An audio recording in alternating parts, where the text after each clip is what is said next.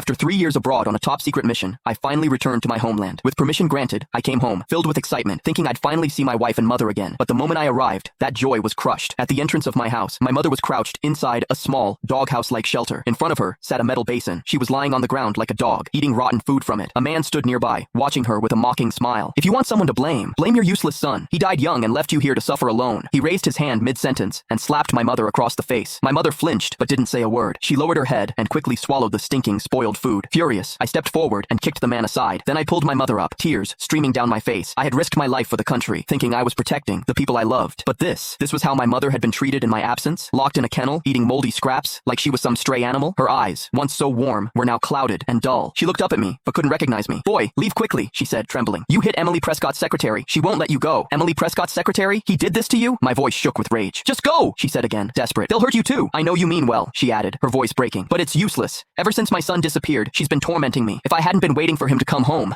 I would have ended it all long ago." Her words broke something inside me. I had trusted others to take care of her. I had believed my mother would live peacefully while I was away, but I was wrong. Behind me, the man I had kicked was getting back up. He wiped the blood from his mouth and glared at me. "You're dead," he spat. "You think you can touch me? Do you know who my boss is? She's the law around here. You mess with me, you dead." I looked at him, my anger cold now, steady. Without a word, I took out my phone and called Emily. "Hello? Who is this?" she answered, her voice flat and emotionless. "So, you're the queen of the capital now?" I said coolly. There was a pause on the line. Then she replied, "I don't know who you are, but if you're calling to threaten me, I'll find you, and when I do, no one will be able to save you." Her words cut deep. She didn't even recognize my voice. She hadn't saved my number. In just 3 years, she had completely erased me from her life. I clenched the phone tighter, every last trace of patience gone. "I'm at your house right now," I said flatly. "You have 30 minutes. Get back here immediately." There was silence. Then panic bled into her voice. "You're at my house? What did you do to my secretary? You'd better not touch him. Stay right there. If anything happens to Tyler Morgan, I won't let you off the hook." On the other end of the phone, Emily's voice rang out with suppressed anger, and I laughed out coldly as I listened to Emily's words. She had long since forgotten the mountainous oath she once made with me. I still remember that at that time, when I left, she had once said to me that she would take good care of my mother, and even promised that she would treat my mother as if she was her own mother. However, it never occurred to me that after only a few years since I left, she had already changed her heart. She even sat back and watched her own assistant bully my mom. At this moment, all the love I had for Emily had long since disappeared. I hung up the phone and looked at Tyler in front of me. At this moment, I couldn't wait to get him killed. At the same time, I also gave my leader a call. I questioned him. All these years, said to take care of my mom. Is that how to take care of it? On the other end of the phone, the leader listened to me and was also completely frozen. "Jason, because you participated in a secret mission, we couldn't come out, but at that time, I had already asked people to take care of your family. I also didn't expect that they would do something like this." On the other end of the phone, the leader was equally furious. "Jason, don't worry. Bullying and insulting a military family member, no matter who the other party is, I definitely won't be able to let it go. I'll send someone over right now." He hung up the phone angrily, and just as I put down the phone, I saw Tyler climbing up. He looked at me, his face full of gloom, staring at me viciously. "You're finished. You have no